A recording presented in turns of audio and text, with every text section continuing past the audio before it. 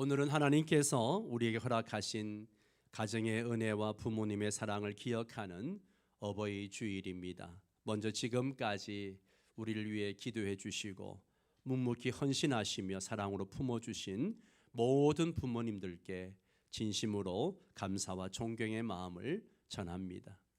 또한 부모의 마음으로 자녀를 품고 다음 세대를 위해서 눈물로 섬기고 계신 모든 성도님들께도 하나님의 위로와 은혜가 함께하기를 축복합니다. 우리가 살아오면서 때로는 부모의 사랑을 당연하게 여겼고 또 가까이 있기 때문에 오히려 감사와 사랑의 표현에 서툴렀을 때도 많았습니다. 그러나 시간이 흐를수록 깨닫게 됩니다.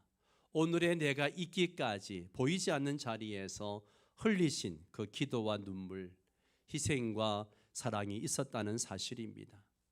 오늘 이 예배를 통해서 하나님께서 우리 가정을 다시 사랑으로 회복시켜 주시고 부모와 자녀가 서로를 더 깊이 이해하고 품어주는 그런 은혜가 있기를 바랍니다. 특별히 우리를 끝까지 사랑하신 예수 그리스도의 사랑이 오늘 우리의 가정 가운데 다시 흘러가게 되기를 소망합니다. 어버이 주일은 단순히 부모님께 감사하는 날이 아니라 하나님께서 우리에게 주신 가정이라는 선물을 다시 바라보는 날이기도 합니다. 우리는 누구나 가정을 통해서 이 땅에 태어났고 부모의 사랑을 통해서 자랐습니다. 그 사랑이 완전하지 않았을지라도 그 안에는 분명히 하나님의 은혜의 흔적이 담겨 있습니다. 그런데 오늘 우리의 현실을 돌아보면 어떻습니까? 예전보다 더 잘 살게 되었고 더 많은 것을 누리며 살고 있지만 정작 가정 안의 사랑은 점점 약해지고 있습니다. 한 집에 살면서도 서로 대화는 점점 줄어들고 마음은 점점 멀어지고 있습니다. 부모는 자녀를 이해하지 못하고 자녀는 부모를 부담스럽게 여기며 서로 사랑한다고 말은 하지만 그 사랑이 잘 전달되지 않는 시대를 살아가고 있습니다. 왜 이런 일이 일어날까요? 여러분, 그 이유는 단순합니다. 우리가 사랑을 잘못 이해하고 있기 때문에 그렇습니다. 사랑을 감정이라 생각하기 때문에 느낌이 없으면 사랑도 없는 줄 알고 상대가 기대에 미치지 못하면 사랑을 거두어 버립니다. 그러나 성경은 말합니다. 사랑은 감정이 아니라 하나님의 명령이고 복음의 본질이고 그리고 제자의 증거입니다. 그리고 그 사랑은 가장 먼저 어디에서 시작되어야 합니까? 멀리 있는 사람에게서가 아니라 바로 가정에서부터 시작되어야 합니다. 요한복음 13장은 예수님께서 십자가를 지시기 전날 밤 제자들과 마지막 시간을 보내시며 주신 말씀입니다. 이 마지막 순간에 예수님은 많은 말씀을 하시지 않았어요. 단 하나의 계명을 주셨습니다. 그 계명이 뭡니까? 새 계명을 너희에게 주노니 서로 사랑하라. 내가 너희를 사랑한 것 같이 너희도 서로 사랑하라. 이 말씀은 단순한 권면이 아닙니다. 예수님의 마지막 유언과 같은 말씀이죠. 그리고 이 말씀은 오늘 우리 가정에 주시는 하나님의 음성이기도 합니다. 여러분, 오늘 이 말씀을 통해 우리의 가정이 다시 사랑으로 회복되어지고 우리의 관계가 다시 살아나며 우리의 삶이 복음을 드러내는 통로가 되기를 소망합니다. 우리가 붙들어야 할 첫 번째 진리는요, 사랑은 감정이 아니라 명령입니다.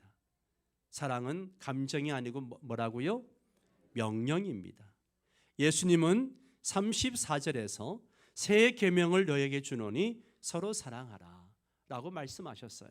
여기서 계명이란 단어에 우리가 주목해야 됩니다. 계명은 선택사항이 아닙니다. 지켜도 되고 안 지켜도 되는 권면이 아니에요. 반드시 순종해야 하는 하나님의 뜻을 계명이라고 이야기합니다. 우리는 본능적으로 사랑을 감정으로 이해합니다. 마음이 따뜻해지면 사랑한다고 느낍니다. 마음이 식으면 사랑이 끝났다라고 생각하죠. 그래서 이렇게 이야기하죠. 사랑하는 감정이 사라졌어요. 예전 같지 않아요. 그런 이야기를 참 많이 합니다. 그러나 여러분, 성경은 단 한 번도 사랑을 감정으로 정의하지 않았습니다. 성경이 말하는 사랑은 의지적인 선택이고 순종의 행동입니다. 감정은 변하죠. 사람도 변하고요. 상황도 변합니다. 그러나 하나님의 명령은 변하지 않습니다. 우린 종종 이렇게 생각합니다. 상대가 나를 잘 대해주면 사랑하겠다. 내 마음이 준비되면 사랑하겠다라고 말합니다. 그러나 이것은 성경적인 사랑이 아니죠. 예수님은 조건을 붙이지 않으셨습니다. 그냥 서로 사랑하라. 내가 너희를 사랑한 것 같이 사랑하라고 했습니다. 이 말은 무슨 뜻입니까? 사랑은요, 상황이 아니라 기준에 의해서 결정된다는 거죠. 여러분, 이 명령이 가장 먼저 시험받는 곳이 어디일까요? 바로 가정입니다. 가정. 예. 왜냐하면 가정은 가장 가까운 관계이기 때문입니다. 가장 많이 부딪히고 가장 솔직한 모습이 드러나는 곳이 바로 가정입니다. 교회에서는 잘 참습니다. 밖에서는 예의를 잘 지켜요. 그죠? 벌써 통화할 때도 자식들하고 얘기할 때랑 통화할 때 음성이 달라지잖아요. 예. 그런데 집에 돌아가면 어떻습니까? 말이 거칠어지고 반응이 예민해지고 사랑이 사라진 것처럼 행동합니다. 왜 그렇습니까? 사랑을 감정으로만 이해하기 때문입니다. 가정은 감정이 흔들릴 때가 많습니다. 그러나 바로 그 자리에서 순종으로 사랑을 선택하는 것이 바로 신앙입니다. 여러분, 사랑은 기다리는 것이 아니라 결단하는 거예요. 마음이 생기면 하겠다가 아니라 오늘 내가 사랑하겠다라고 결단하는 거예요. 부모님을 향한 사랑도 그렇습니다. 부모님이 완벽하기 때문에 사랑하는 게 아닙니다. 부모님이 내 기대에 맞기 때문에 사랑하는 것이 아니에요. 하나님이 나에게 맡기신 부모이기 때문에 사랑하는 것입니다. 자녀를 향한 사랑도 마찬가지입니다. 자녀가 내 뜻대로 자라기 때문에 사랑하는 것이 아니라 하나님이 내게 맡기신 생명이기 때문에 사랑하는 것입니다. 여러분, 가정이 무너지는 이유는요, 복잡하지 않습니다. 경제적인 문제만 때문만도 아니고 환경 때문만도 아닙니다. 가장 근본적인 이유는 사랑하기를 멈췄기 때문입니다. 말을 멈추고 이해를 멈추고 품는 것을 멈추고 용서하기를 멈출 때 가정은 쉽게 무너집니다. 그러나 반대로 단 한 사람이 내가 먼저 사랑하겠다라고 결단하면 그 가정은 다시 살아나기 시작합니다. 오늘 이 자리에서 결단하십시오. 나는 부모님을 사랑하기로 선택하겠습니다. 나는 자녀를 품기로 선택하겠습니다. 나는 가정에서 먼저 사랑하겠습니다. 비록 어색해도 괜찮습니다. 비록 감정이 따라오지 않아도 괜찮습니다. 순종하면 감정은 따라옵니다. 여러분, 예수님은 우리를 먼저 사랑하셨습니다.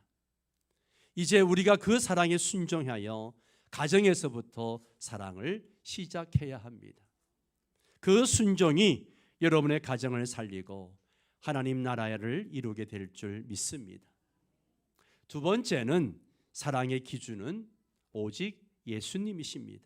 내가 너희를 사랑한 것 같이 사랑의 기준은 예수님이에요. 34절을 보면 내가 너희를 사랑한 것 같이 너희도 서로 사랑하라 그랬습니다.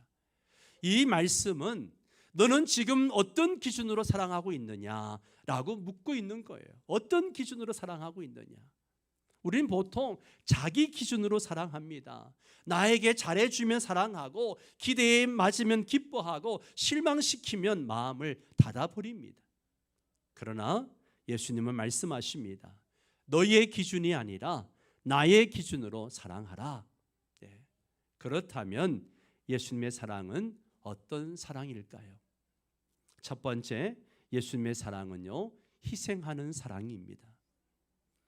예수님의 사랑은 말이 아니라 행동이었어요. 그리고 그 행동의 절정은 바로 십자가입니다. 십자가. 주님은 우리를 위해 자신의 생명을 내어주셨습니다. 이것이 사랑입니다. 자신을 내어주는 것이 바로 사랑이에요. 여러분, 부모의 삶을 보십시오. 우리 부모님들은 계산하지 않습니다. 조건을 따지지 않습니다.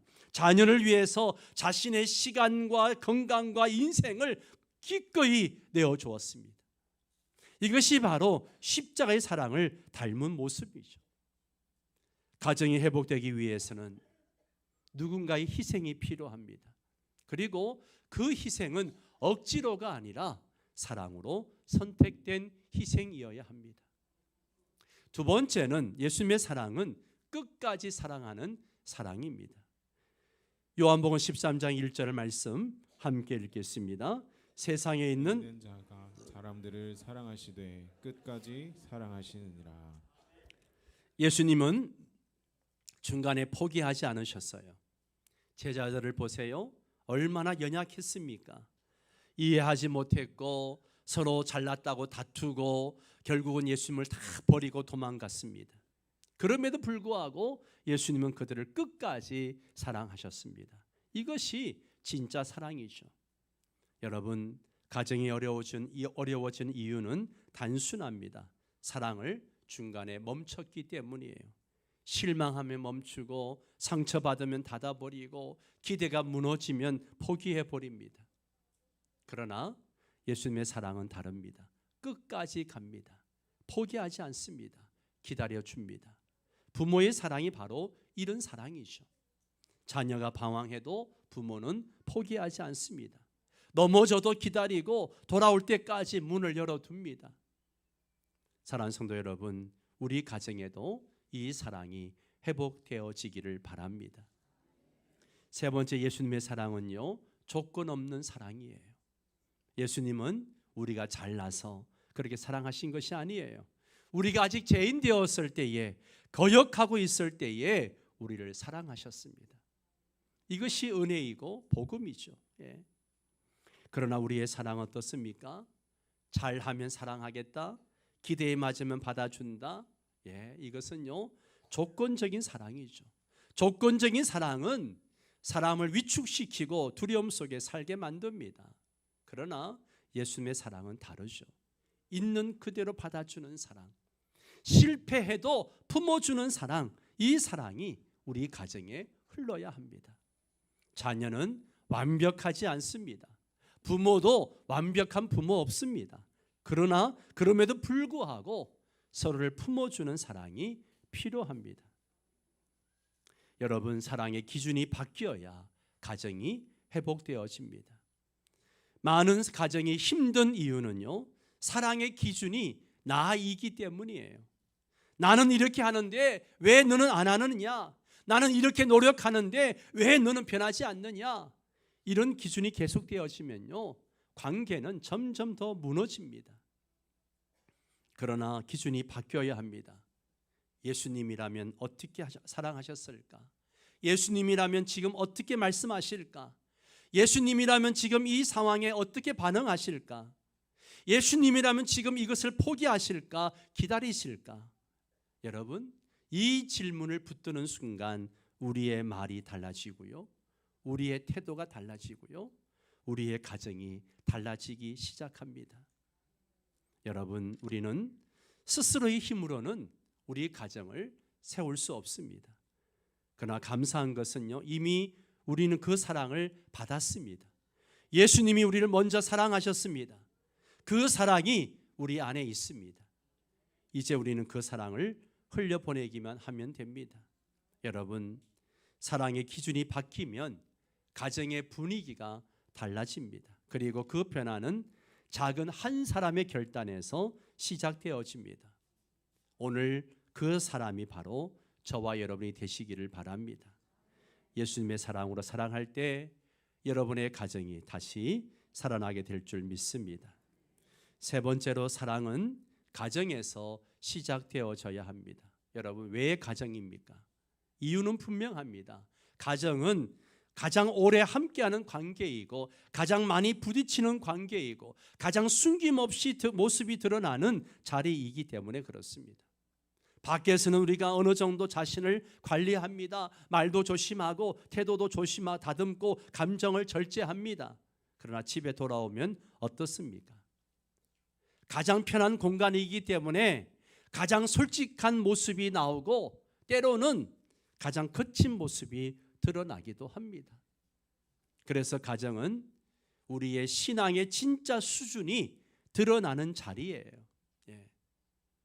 교회에서 아무리 신앙이 좋아 보여도 가정에서 사랑하지 못한다면 그 신앙은 아직 완전하지 않습니다. 여러분, 자녀들에게 한번 물어보세요. 엄마 아빠 교회 모습하고 가정에서 모습하고 어때? 똑같아? 틀려? 물어보세요. 자녀들이 뭐라 대답하는가? 예. 여러분, 우리의 연약함이에요. 우린 종종 가장 사랑해야 할 사람에게 가장 쉽게 상처를 줍니다. 부모에게는 짧게 말하고 자녀에게 쉽게 화를 내고 배우자에게는 무심하게 대합니다. 왜 그렇습니까? 가족이니까 괜찮겠지. 가족이니까 이해하겠지. 라는 생각 때문입니다. 그러나 사실은 반대죠. 가장 가까운 관계일수록 더 깊이 사랑해야 하고 더 조심해야 합니다. 왜냐하면 가까운 관계일수록 상처도 더 깊기 때문에 그렇습니다. 예수님은 서로 사랑하라고 하셨습니다. 여러분, 이 말씀은 막연한 사랑이 아니에요. 구체적인 관계 속에서 드러나는 사랑이죠. 진짜 사랑은 낯선 사람에게가 아니라 가장 가까운 사람에게 나타납니다. 부모를 향한 태도에서, 자녀를 대하는 말투에서, 배우자를 향한 반응에서 그 사람의 신앙이 드러납니다. 여러분, 이 질문을 스스로에게 한번 던져보시기 바랍니다. 나는 집에서 어떤 사람인가? 따뜻한 사람인가? 예민한 사람인가? 이해하는 사람인가? 판단하는 사람인가?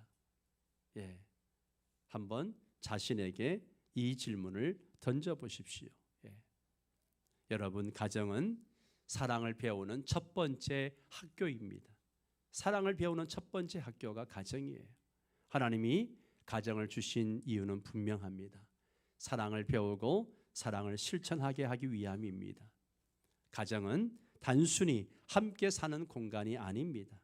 사랑을 훈련하는 영적 학교입니다. 부모는 자녀에게 사랑을 가르치고 자녀는 부모를 통해 사랑을 배우며 서로를 통해 인내와 용서를 경험하게 됩니다. 네 번째로, 사랑은 복음을 증명하는 유일한 표지입니다. 여러분, 예수님은 단순히 사랑하며 살아라 그렇게 권면하지 않았어요. 35절 말씀을 보세요. 함께 읽습니다. 시작. 너희가 서로 사랑하면 이로써 모든 사람이 너희가 내 제자인 줄 알리라. 아멘. 예. 이 말씀은 매우 놀라운 선언이죠. 너희가 예배를 잘 드리면, 성경을 많이 알면 내 제자인 줄 알리라. 그렇게 말씀하지 않으셨어요. 오직 한 가지, 뭐예요? 서로 사랑하면. 서로 사랑하면. 그래서 사랑은 제자의 증거입니다. 제자의 증거가 사랑이에요. 여러분, 세상 사람들은 우리의 신앙 고백을 듣지 않아요. 우리의 삶을 봅니다. 우리의 관계를 봐요. 우리가 아무리 나는 예수 믿습니다. 나는 교회 다닙니다. 나는 교회 장로고 집사고 권사입니다. 그렇게 말해도 내 삶 속에 사랑이 없다면 그 고백은 힘을 잃습니다. 반대로 말이 많지 않아도 삶 속에서 사랑이 드러나면 사람들은 묻게 되죠. 저 사람은 왜 저렇게 다르지? 저 가정은 왜 저렇게 따뜻하지? 그리고 그 질문은 결국 복음으로 이어지게 됩니다. 두 번째, 가정은 복음이 가장 먼저 드러나는 자리예요. 여러분, 이 사랑이 가장 먼저 드러나야 할 곳이 어디입니까?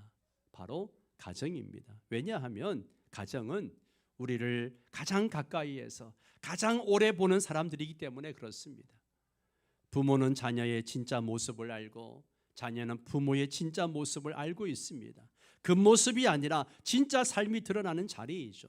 특히 믿지 않는 가족들에게 사랑을 보여주면 복음이 전해집니다. 그래서 가정에서의 사랑은 가장 강력한 증거가 되는 거예요. 가정이 무너지면 복음은 설득력을 잃게 되고, 가정이 살아나면 복음은 힘을 얻게 되는 것입니다. 세 번째, 사랑이 없는 신앙은 세상을 움직일 수 없습니다. 여러분, 오늘날 많은 사람들이 교회를 향해 등을 돌리는 이유가 무엇입니까? 여러 가지 이유가 있지만 그 중심에는 사랑이 보이지 않기 때문이에요. 많은 많은데 사랑이 없고, 지식은 많은데 따뜻함이 없고, 활동은 많은데 관계가 차갑습니다. 그러면 세상은 이렇게 말하죠. 저게 무슨 신앙이야? 저게 무슨 복음이냐? 그러나 반대로 사랑이 있는 공동체는 다릅니다. 용서가 있고, 이해가 있고, 기다림이 있고, 품음이 있습니다. 이 모습이 복음을 살아 움직이게 만드는 거죠. 여러분, 교회는 어디에서 시작되어집니까? 가정입니다. 가정이 무너지면 교회도 약해질 수밖에 없어요. 왜냐하면 교회를 이루는 가장 작은 단위가 가정이기 때문에 그렇습니다. 가정에서 사랑이 식어 있으면 교회에서도 사랑이 식어 있을 수밖에 없고, 가정에서 관계가 깨어져 있으면 교회에서도 관계가 어려워질 수밖에 없습니다. 여러분, 복음은 말로만 전해지는 것이 아닙니다. 보여질 때 강력해집니다. 부모를 공경하는 자녀, 자녀를 품는 부모, 그리고 서로를 존중하는 가족, 이 모습 자체가 하나의 설교이고 또 하나의 전도입니다. 여러분, 여러분의 가정은 어떤 가정입니까? 상처를 주는 가정인가요? 아니면 치유하는 가정인가요? 차가운 가정인가요? 아니면 따뜻한 가정인가요? 오늘 이 자리에서 결단하십시오. 우리의 가정을 복음의 통로로 세우겠습니다. 그 시작은 거창하지 않습니다. 사랑하는 것입니다. 조금 더 이해하고, 조금 더 기다려주고, 조금 더 품어주는 것, 이 작은 순종이 가정을 바꾸고 교회를 살리고 세상을 향해 복음을 드러냅니다. 여러분, 예수님 말씀하십니다. 너희가 서로 사랑하면, 너희가 서로 사랑하면, 너희가 서로 사랑하면, 이것이 바로 제자의 증거이고 복음의 능력입니다. 오늘 여러분의 가정이 이 사랑으로 가득 차서 세상 가운데 하나님을 드러내는 거룩한 통로가 되기를 주의 이름으로 축원합니다. 어버이 주일을 맞아 꼭 실천해야 할 세 가지가 있습니다. 어쩌면 단순하지만 그래서 더 어려운 말이죠. 따라서 합니다. 감사합니다. 사랑합니다. 죄송합니다. 한 번 더 할까요? 감사합니다. 사랑합니다. 죄송합니다. 이 세 마디를 꼭 실천해 주시기 바랍니다. 부모님께, 자녀에게, 또 가족에게. 혹시 이미 부모님이 안 계신 분들은 그 사랑을 기억하며 하나님께 감사하고 그 사랑을 다음 세대에 흘려보내시길 바랍니다. 사랑은 이어지는 거죠. 여러분, 가정이 변화되기를 원하십니까? 그렇다면 누군가가 시작해야 됩니다. 상대가 먼저 하면 내가 하겠다, 이것은 변화가 아니죠. 내가 먼저 하겠습니다. 이것이 변화의 시작입니다. 가정은 언제나 한 사람의 순종으로부터 살아나기 시작합니다. 오늘 그 사람이 바로 저와 여러분이 되시기를 주의 이름으로 축원합니다.